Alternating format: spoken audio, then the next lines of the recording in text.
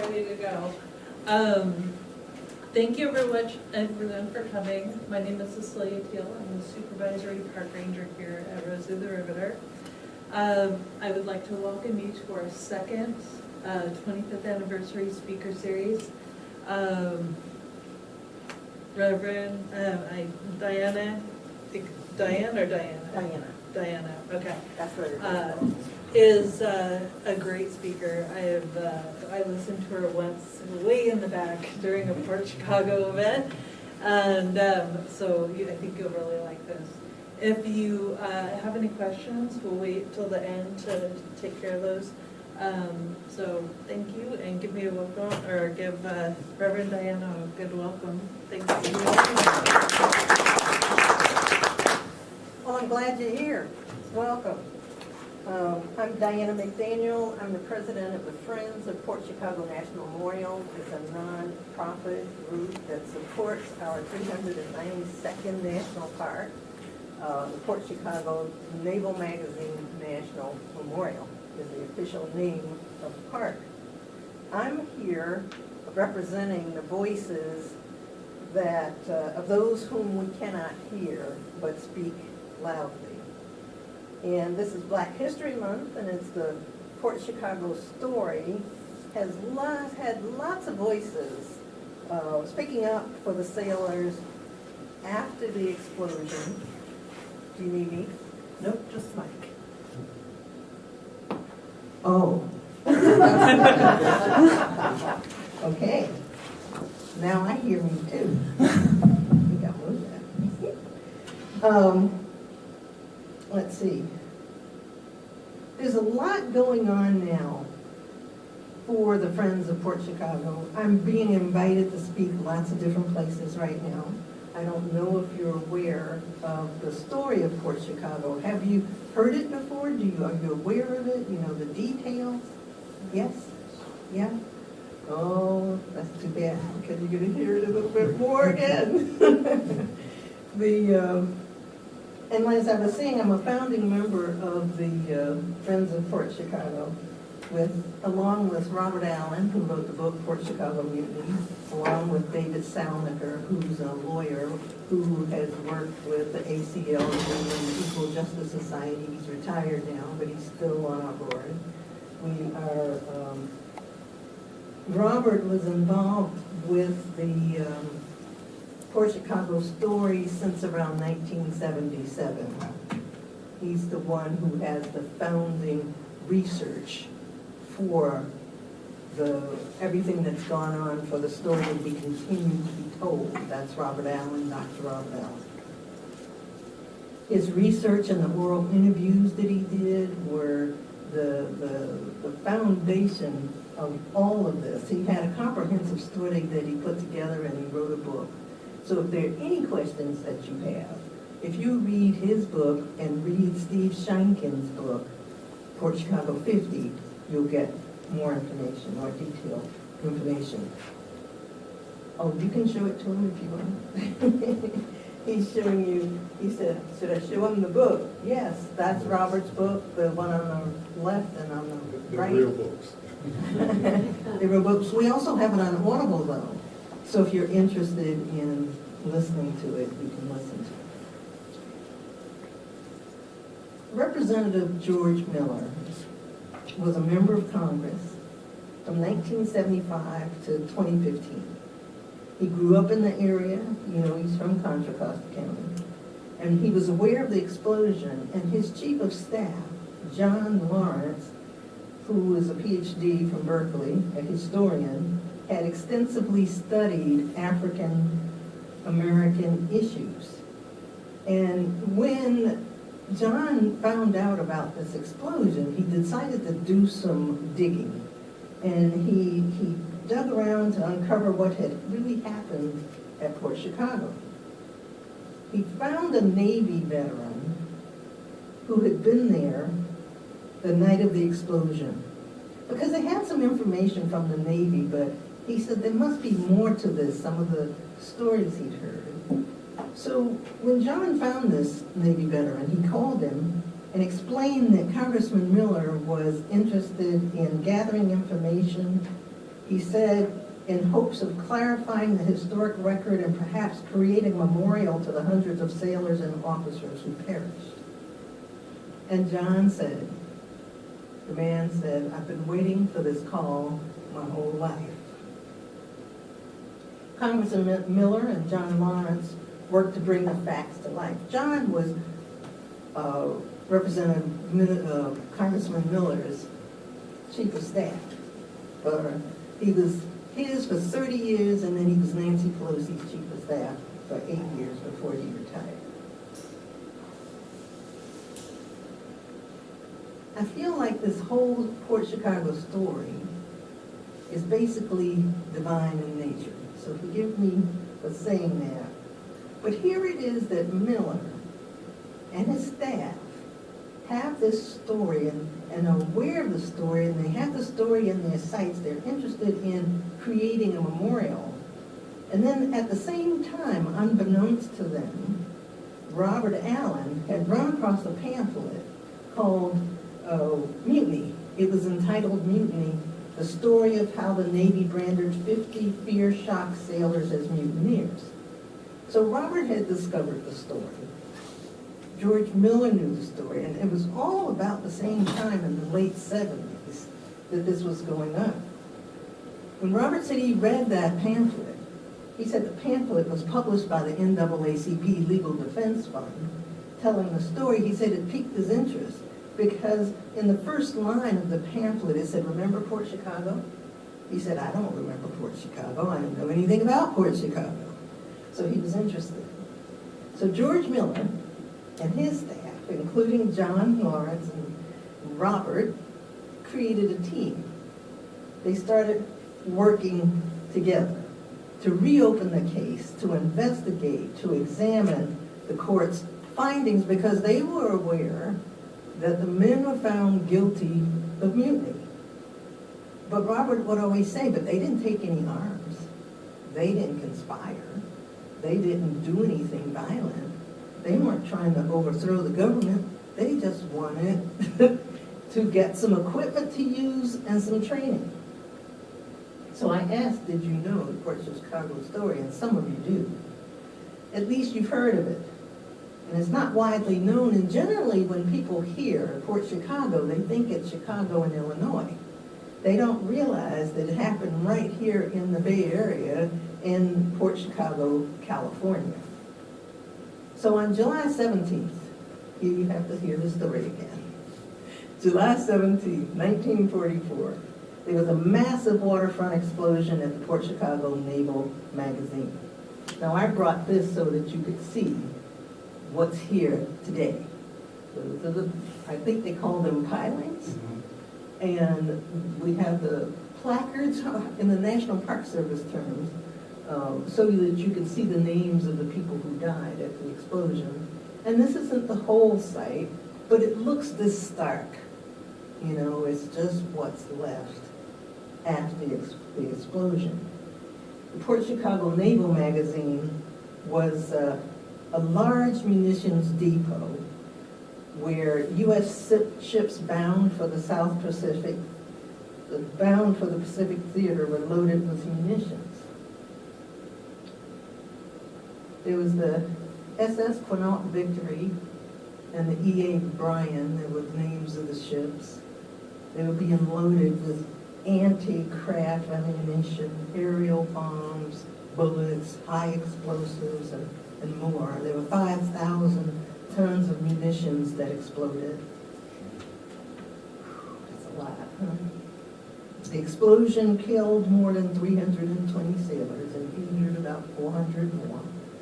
And most of the dead and injured were young African Americans. This tragedy was the worst home front mainland disaster of World War II. There was another explosion of ships that was in Hawaii. But this was the largest one on the mainland. It involved nearly 15% of all African American casualties during the entire World War II. Before the explosion, black sailors were used as stevedores who did labor, who worked loading ships around the clock under extremely dangerous conditions and without training in order to handle or load the munitions. The officers demanded speed. They pitted one crew against another in competitions. They placed wagers on the outcome. And after the explosion, the European Americans, otherwise known as white men, were given 30 days leave, and the surviving black seamen were ordered to clean up the disaster. It was a gruesome, dispiriting task, and it was really rough. They would find a hand in a glove, or a shoe, a foot in a shoe. They were body parts. They had to go into the water, and there was one man who brought a head out. I was on a KQED NPR radio program, and it was opened up after our speaking for people to call in and ask questions.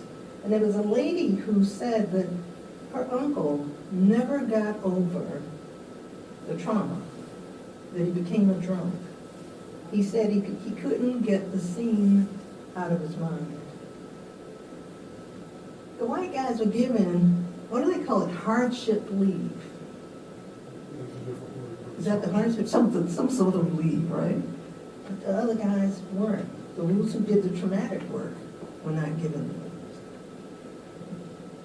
leave. After the explosion, they were sent to Mare Island and were ordered to go back to work. And 258 men initially refused to return to work due to the unsafe conditions and the lack of training. They had asked for the training, but they didn't receive it. They were threatened with being shot if they didn't go back to work. And after the Navy threatened mutiny charges and death, most of those 258 men complied, but 50 men of them didn't. They became known as the Port Chicago 50. They refused to return to active duty. These men were tried in courts-martial at Yerba Buena Island in the fall of 1944, and those bookmarks I handed out as the timeline on the back. The defendants were convicted of mutiny and sentenced up to 15 years of hard labor. It was followed by a dishonorable discharge, and most of the men served 2 to 3 years. The end of the war came about, and they never commuted their sentences. They didn't do anything about that until recently. The 50 sailors were supported by then NAACP Chief Counsel Thurgood Marshall, who became a Supreme Court justice.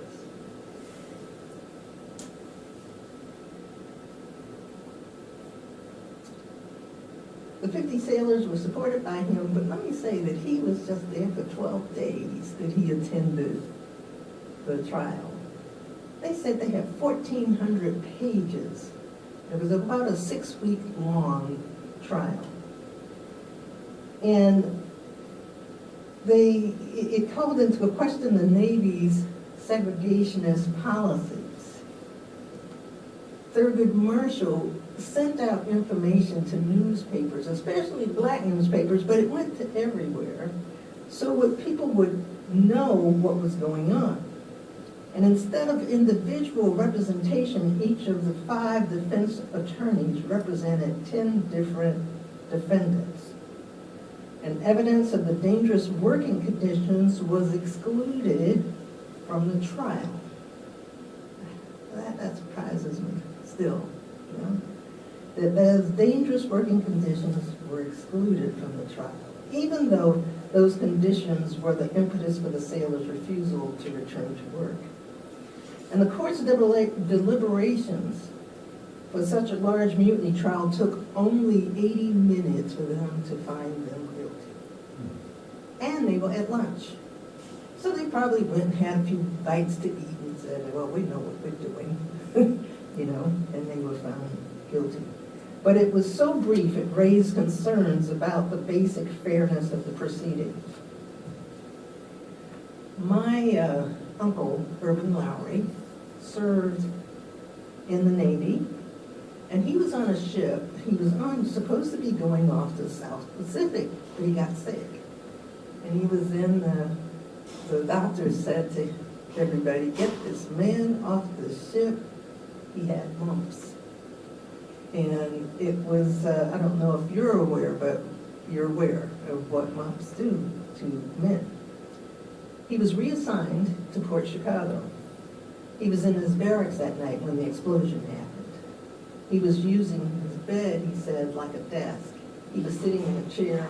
He had his bed here. He was reading, and the explosion happened and threw him across the room into a wall of windows. And I actually wanted to show you, if I could figure out how to do this.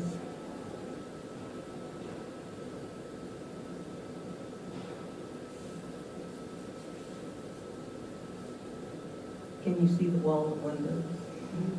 That was a barracks. And I think in some of these pictures, you'll see men with their hats on, their sailors' hats, and they're in the room and they're peeking out the windows. But it was one of those experiences that he said they stopped. He said they checked on everybody. He went over, he happened not to be a munitions loader. He worked in the rec department. And he said that he went over and got one of their trucks and used it like an ambulance. So the men who were hurt, they took off to Camp Shoemaker. He said that they worked for 3 days straight trying to help people, trying to do whatever they could. And nobody really gave them orders. They were doing this on their own. There were 5 sailors who went over to one of the rivets, as they call them, and it's where the railroad cars were.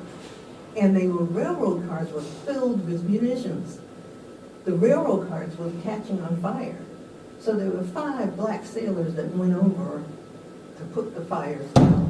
They were given awards, but it was like they were just doing what they needed to do, period. Uncle Irvin said he worked for 3 days straight, and he said he didn't know that until he laid down that he had glass in his back. So he was taken care of. It wasn't anything major. So let me now,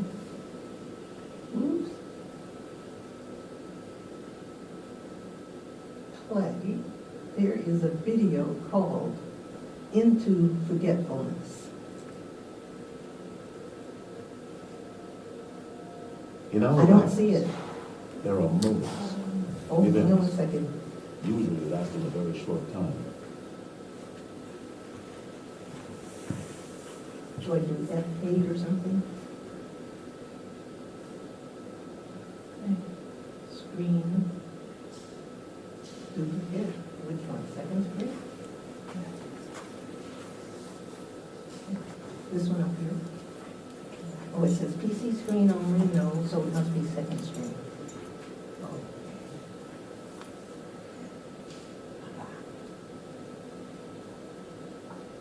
Uh-oh.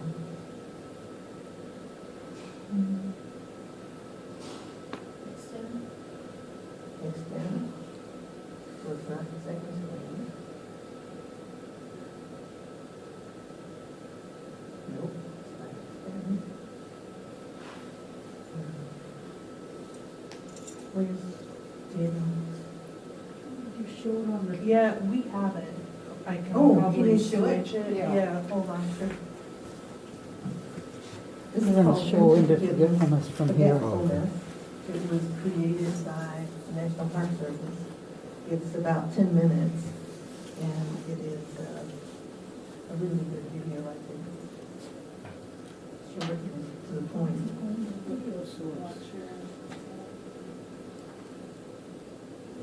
For the movies. Oh, okay. Were those your uncle's photographs? No, those came from the Navy. Go ahead. He didn't have photographs of the, I don't think those guys took photographs at that time. But I did bring the book by Percy Robinson that he put together. Here's a book of George this one. See it? He put together his own little booklet of his experience with Port Chicago and the National Park Service and how we got commemorations every year. And I thought it was quite thoughtful of him to do that. He was a photographer, so he became a photographer after. It's going to take just a second for this to warm up. And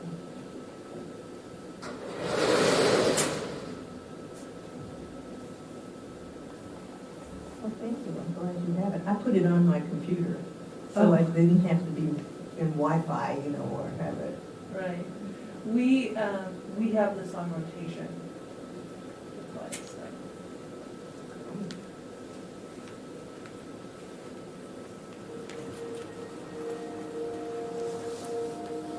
In our lives, there are moments, events, usually lasting a very short time, that result in irreversible change.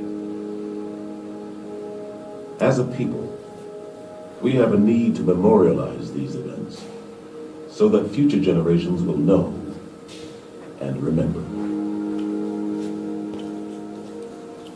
July 17th, 1944, at 10:17 p.m., a peaceful, quiet California summer night, thousands of miles from the fighting of World War II, an event took place.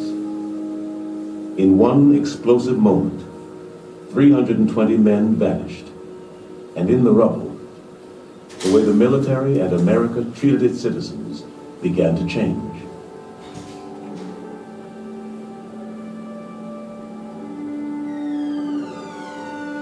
Yesterday, December 7th, 1941, a date which will live in infamy.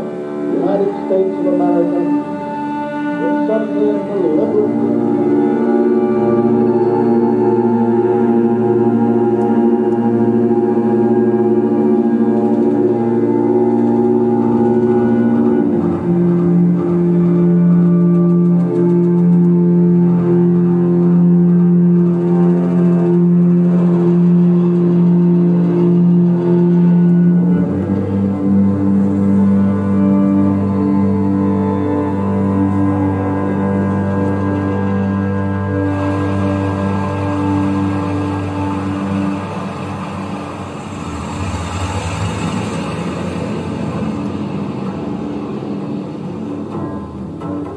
Most of the black sailors stationed at Port Chicago had enlisted hoping to fight the enemy.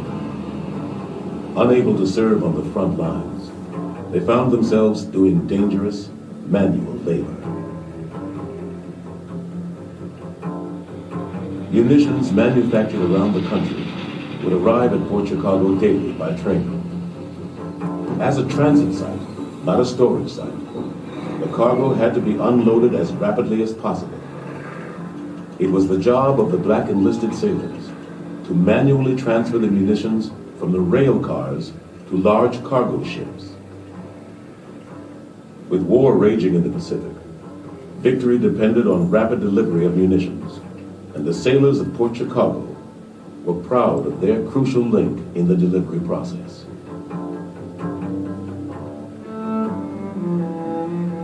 Ignoring standard safety practices, 2 ships were loaded at one pier. The work proceeded 24 hours a day. All the sailors handling cargo were black. All the officers in charge were white. Competition was encouraged by the officers. Loading rates for each division were posted, and incentives were awarded. Slower divisions were shamed and threatened. Officers and sailors cut corners to save time. Many people warned the fast pace of the work, the huge volume of munitions being moved, loading 2 ships on one pier, and the lack of proper training, proper safety procedures would lead to disaster.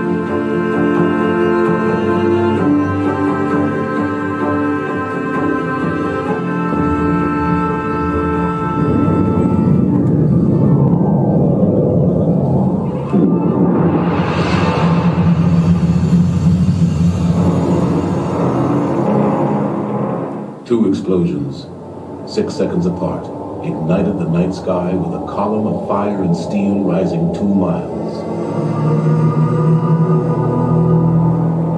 The first blast was fairly small. The second incinerated 2 ships, the pier, 16 rail cars, 320 men.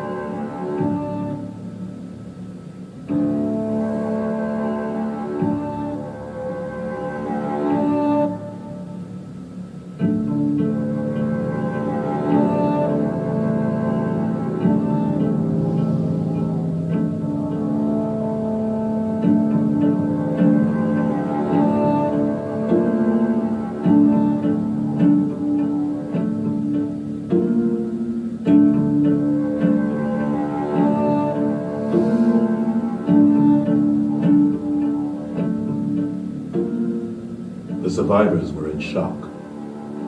Friends had disappeared without a trace. Next time, it would be them. On August 9th, 300 black sailors were ordered back to work loading munitions. Continued lack of training, unsafe working conditions, lack of any official explanation. Everyone believed another explosion would happen. The benefits of Navy life no longer outweighed the extreme danger of the work. Any order but that. Any order but that. After a peaceful confrontation, over 250 black sailors were arrested. The sailors were given the opportunity to put the so-called uprising behind them and return to work. About 200 reluctantly agreed, but were instead thrown in the brig. The 50 remaining black enlisted sailors who refused to load munitions were charged with mutiny. In time of war, punishable by death.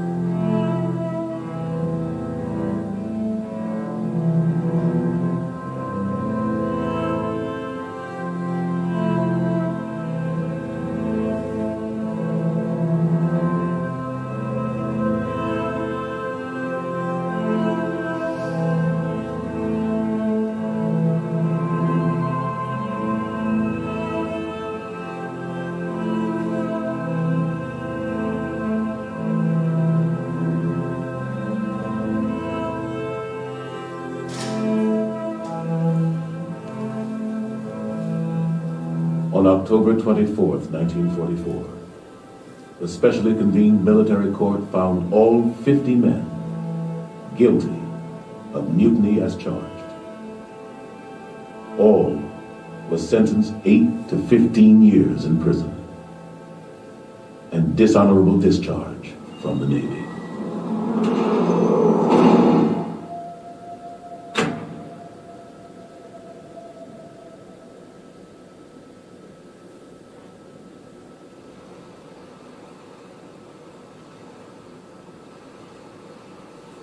Port Chicago Naval Magazine National Memorial was established to honor the courage and commitment of the sailors Marines, National Guardsmen, Merchant Marines, and civilians killed and injured in the largest homeland disaster during World War II. The memorial recognizes the critical role they and the survivors of the explosion played in the winning of the war in the Pacific. The explosion and its aftermath was a major catalyst that helped persuade the U.S. military to begin the long journey to racial justice and equality.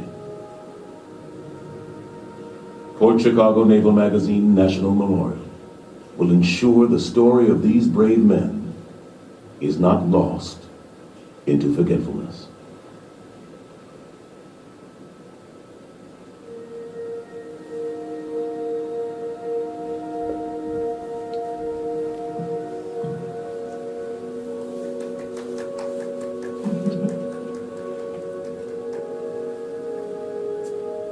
Many people have worked on keeping this story alive, you know, and so that it won't be forgotten, and so that the men are honored, all those who served there, who died here and protested here, and many have worked to have them exonerated. That was our number one goal when we first got together as a Friends of Port Chicago National Memorial Group. In 1999, Representative Miller presented the idea that there could be a pardoning of some of the men who were found guilty of mutiny. And in 1999, Freddie Meeks was pardoned by Bill Clinton. And the others who were alive at the time did not want to be pardoned because they felt like it was admitting to some sort of guilt that they'd done something wrong. So they did not want to know. But Freddie said that I want people to know the story, so I'm willing to go through this. And they had to examine his whole life in order for him to be pardoned. The memorial is now the 392nd National Park. We advocated. Our Friends group has been mostly an advocacy group over the years.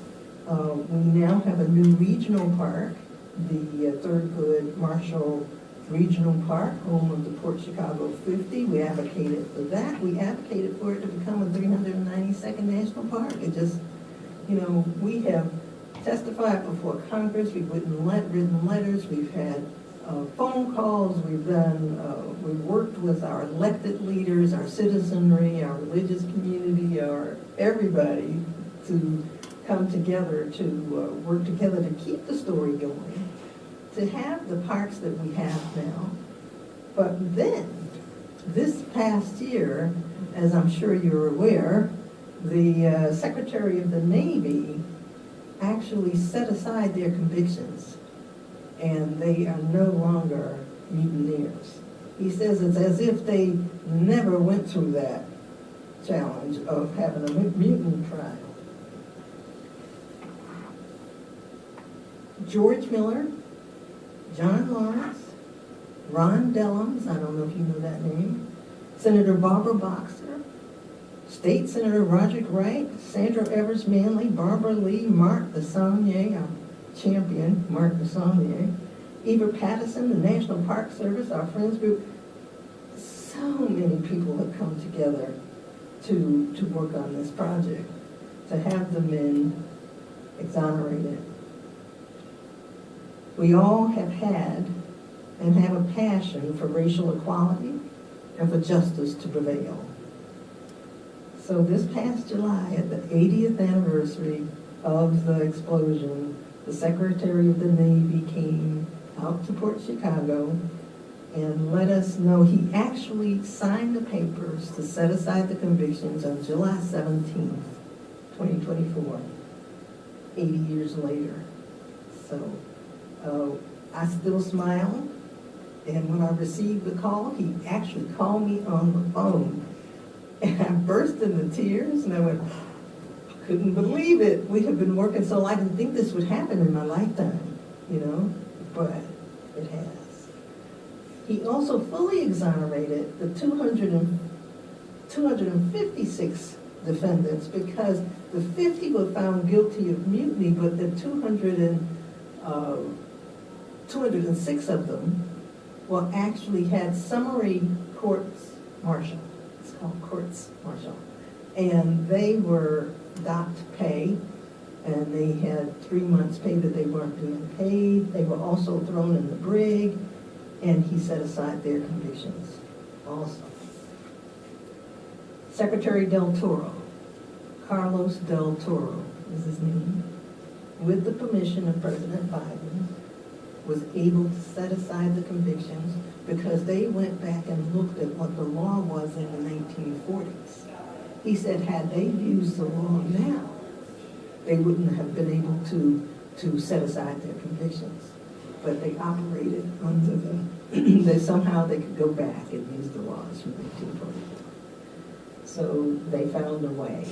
Sean Coffey was the general counsel for the Navy.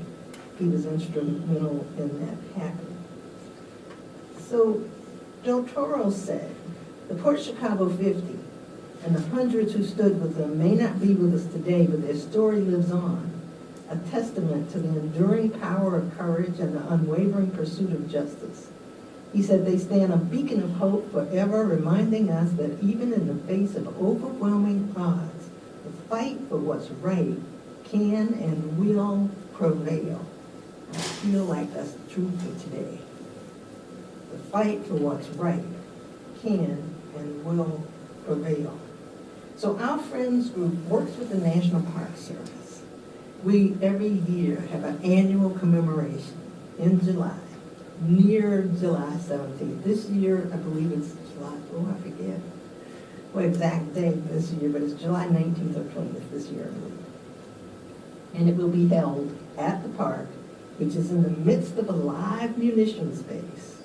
So just to go to the commemoration, you have to give your driver's license and when you were born and all this. You have to be vetted. Foreign nationals cannot be on that property.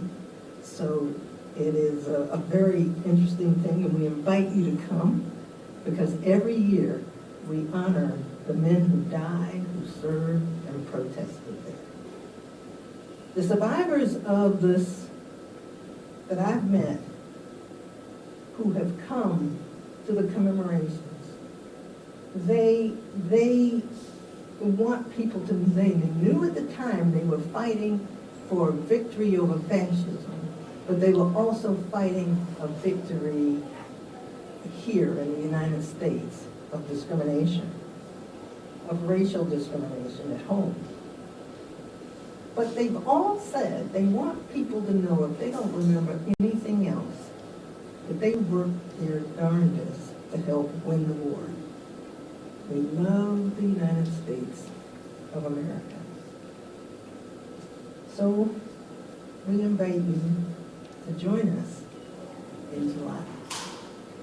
And I think that's about all I have to say. I did have something that I highlighted in yellow. Oh, it was to remind you to have you come. That every year near the date of the explosion, a commemoration is held. That's what it was. So please join us. And I hope you remember the story. Do you have any questions or anything, comments, or anything you would like to? Yes, sir. Does anybody have a more or less specific theory as to why that moment, in that instant, in that place, it happened? That the explosion happened? Yes. Robert Allen, said that there was a winch, you know, one of those machines that lifts the heavy bombs. Mm-hmm. There was a winch that had a problem. It was somehow the controls were not working properly, and there had been put an order in to have it repaired. They can find the paperwork that shows that they asked for it to be repaired. They cannot find any paperwork that shows that it was repaired. His thinking is that there was something that happened and that possibly there was some live detonators. Rather, they said that there were none that were live on the ship. However, there's somebody who thinks there's a theory that they were. So when it fell, if it didn't work properly, that winch, than the explosion. That is, the detonators were set off and, or just a compression of the weight that. Again, we don't know. Big artillery shield that was dropped off. Yeah. And we would like to think that changes were made as a direct result. Yes, there were changes made. There was some training that started. There was safety precautions that were used that weren't used when they were loading the ships. Yes, some things did change. And I will say also, they brought in white people to load the ships in addition to add to the African-American people who were doing it. After the explosion, the Navy began to desegregate without the president's order to do that. And yeah, before the president's order. Yeah. So it was, there were some changes that happened. One other question, in the United States of America, was there a comparable place where so much shipping of the munitions occurred? Or was Port Chicago by far and away nobody else, East Coast? I don't know. I believe in Long Beach, and there might have been some other deep water ports, but I can't really answer that question. I know they must have been doing it when the ship exploded in Hawaii. You know, there was an accident there. But it's quiet. People don't really know about it.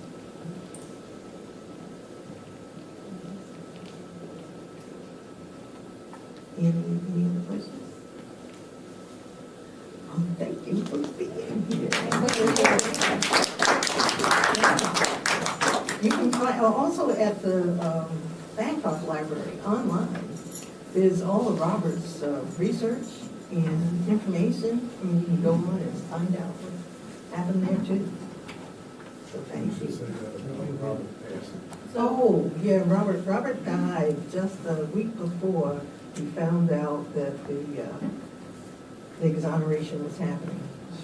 But I did call and tell him that the Secretary of the Navy was coming. I said, Robert, I know it's happening now. So he was at least aware before he passed out. That's good. I just wanted to let you know that if you are interested in going to Port Chicago in July, sooner rather than later is good to get on that list because it fills up. I didn't get to go last year. I went to the first time I was here, but the second year I didn't get to go because it filled up. So I recommend that you try to get on the list for people to go as soon as you can. And they usually, I want to say they start filling it like April. Is that a little early? It's a little early, probably May.